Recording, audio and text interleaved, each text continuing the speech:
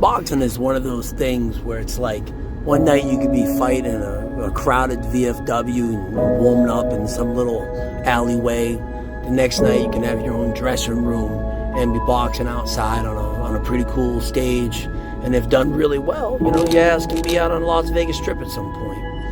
It's a really interesting, kind of environment, from everything, from the way the business goes to the backroom dressing area where everybody's getting warmed up.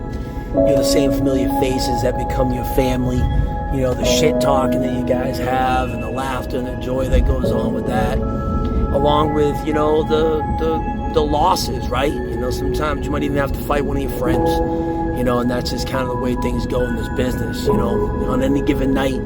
If a guy who's 2-20 decides he's going to show up and sit down on his punches, he gives the 8-0 guy a little go for his money and helps that person grow as a fighter, and decides he's not going to be a victim tonight.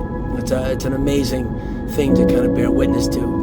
The crowd, everybody there cheering on their fans and going nuts. People got a horse in the race, so to speak. It adds levity to the fighters. When they're warming up, they're going through the paces and the energy, and in the back room, it's an amazing feeling to see what motivates a fighter, and then when they finally realize what they're capable of, for me, that's what makes it all worth it. When I mentor somebody to a point in which they truly overcome themselves, no matter the struggle and the heartache and the frustration that it can cause me, when I see the happiness in that person and I see the glee in their family, and then that just true realization of self, for me, that's everything. That's the martial art of boxing. That's what keeps me going, and that's what makes this sport something I will never stop doing.